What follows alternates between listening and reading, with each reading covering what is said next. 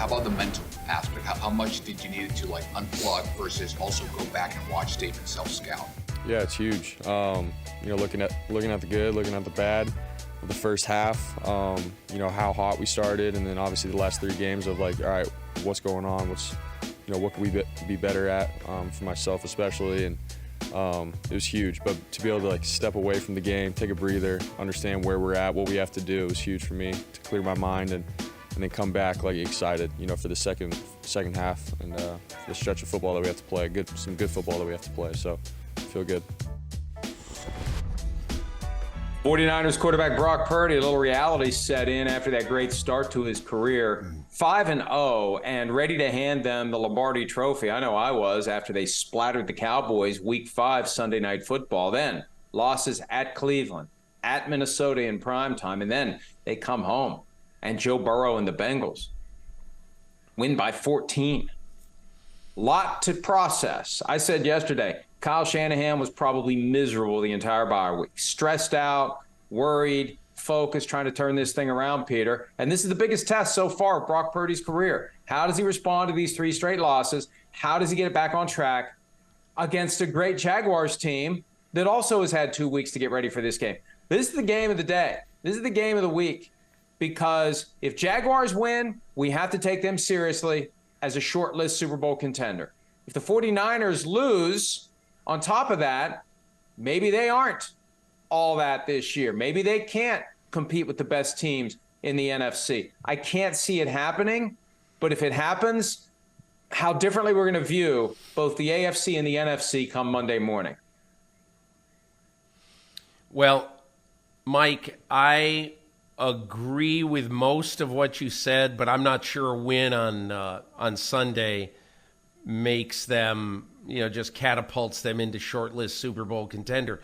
Not that I've got anything against the Jacksonville Jaguars. And in fact, the most important thing that they can do, and look, I predicted it at the start of the year, but the most important thing by far that they can do is win home field in the AFC.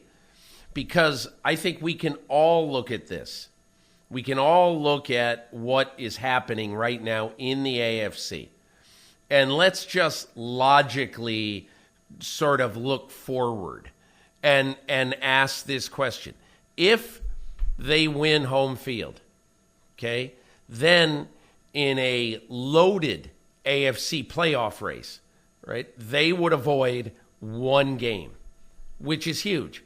And in the loaded AFC playoff race, if they win home field, then they get, let's just say for the sake of argument, Baltimore and Kansas City at home, in the span of 8 days. Or Cincinnati and Baltimore at home, which clearly would give them a better chance than having to win 3 straight games, the first one at home, but then 2 on the road, let's say at the Big Crab Cake and at Cincinnati or at Kansas City. And I don't mean to in any way get too far over our skis, but the reality of this thing is the most important thing about this game for Jacksonville is not, to me, catapulting themselves into, Super Bowl contention. It is making them a prime contender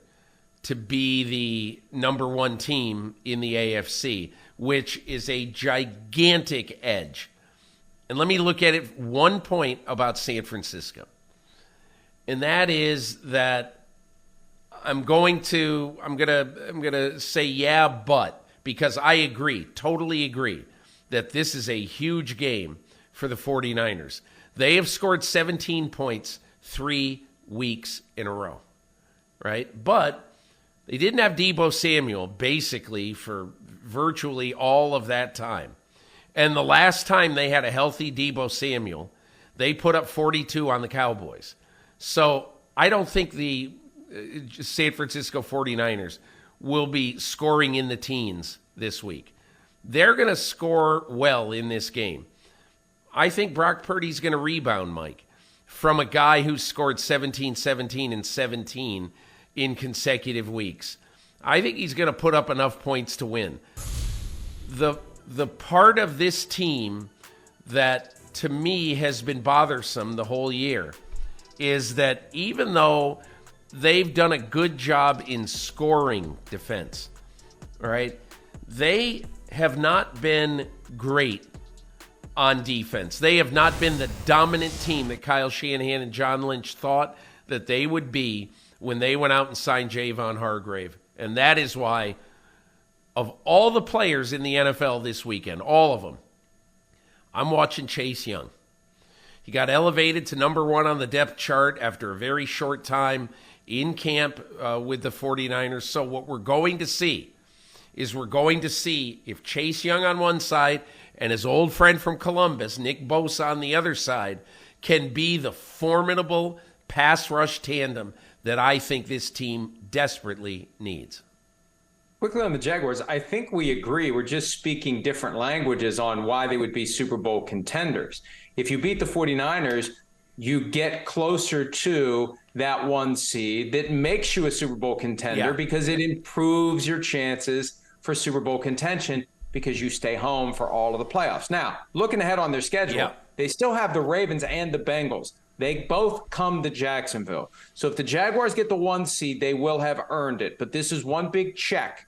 This is one big win that they can get to try to get that 1 seed in the AFC and force everyone to come to them. As to the 49ers, the defense has been an issue. And, Peter, when you have Robert Saleh as the coordinator, he does a great job. He becomes a head coach. Then you've got D'Amico Ryans, does a great job, becomes a head coach. Then comes Steve Wilks, that a lot of people thought should have been the head coach of the Panthers after what he did last year as the interim head coach. But something's been off with the defense this year. There's been criticism of Wilks. There was that moment with the 0 blitz at the end of the half in the Vikings game that may have determined the outcome when you give the Vikings that extra touchdown they shouldn't have had. Now Wilks moves to the sideline from the booth. That was something Kyle Shanahan disclosed to reporters on Wednesday. On Thursday, Wilks met with reporters. Here's what he had to say about his move from upstairs to downstairs. I mean, guys, to me, I think, just very candid, I think we're making a bigger deal out of it than it needs to be honest. But I just want to be able to communicate with the guys a little bit more during the game. Certain things that I'm seeing, I'd rather be able to talk to them directly than, to communicate with coaches. I think our coaches do a great job, number one, throughout the week, but also in-game adjustments. That's one of the things I've really, pride ourselves on, and how we communicate as a staff and making the right things throughout the game. So it's just really with me, just wanting to be able to communicate with those guys a little bit more. I wouldn't expect him to do anything other than downplay it. But, Peter, the reality is it's a significant change. It alters his perspective on the game, and he's doing it because he believes it's necessary to improve something that isn't working the way it needs to. He's trying to address the problem, improve the communication with the players, because there's something about that lack of communication they believe is contributing to the outcome. If they didn't think it was a problem, they wouldn't do it. The mere fact that they're doing it shows that they're acknowledging there's a problem with the way things were with that absence of communication, and they're hoping that this is the thing that gets the defense back on track. Mike, remember a few years ago when Robert Saleh, I remember charting this in one game, a Monday night game. And I remember, I think it was Monday and not Thursday, but it was a primetime game. And I charted how many times in a Seattle-San Francisco game Robert Saleh was shown on TV. And I think, listen, I'm going to guess now, it was something like 110. 110 times the camera went to Robert Saleh, the very expressive defensive coordinator of the 49ers, on the field during the game. But I think one of the other things that I have thought about in the wake of the 49ers making this decision, I would disagree with you on this. I don't really think it's that big of a deal. It's a big deal because moment to moment, he can tell Fred Warner, hey, Fred, blah, blah, blah, whatever, this is what I'm seeing, blah, blah, blah. And look, if you choose to do that with the signal caller on your defense, you can talk to him, obviously, if you choose to, until there's 15 seconds left on the play clock, because that's when communication gets shut off. However, there's still 10 other guys on the defense who you can't talk directly to. And Mike, you're right. You're right. The communication will be better. But Steve Wilks has been used to the visuals. And the visuals, I think he believes it's better overall if you can look at all 22 from upstairs. And would he have made this change had Kyle Shanahan not been, and I don't even know if I could say Kyle Shanahan was insistent on it. Clearly, he likes what has happened, and he's the head coach, and it's happening. But I tend to think that you've seen it work both ways. You know, you really have. You've seen coordinators sitting upstairs, offensive and defense, and then you've seen, you look at Kansas City, Matt Nagy, offensive coordinator, on the field. You know, Ken Dorsey, Buffalo Bills, Mike Kafka, New York Giants. I mean, look, those aren't great offenses right now. But I'm just saying that teams do it different ways. And I think it's a lot more significant, the addition of Chase Young to that defense, than where Steve Wilks is going to be on Sunday in Jacksonville. Well, we'll see what Chase Young can do. They gave up a third-round pick for him. It feels like a half-season rental, like they did with Emmanuel Sanders in 2019. They gave up a third-round pick plus more to get him, and he was only on the team half of the season, left as a free agent. That's what Young may do if there isn't a long-term deal. They're trying to beef up that pass rush. It hasn't been good enough. Hi, it's Mike Florio. Thanks for watching PFT on YouTube. Hit subscribe for the latest news and analysis from Pro Football Talk.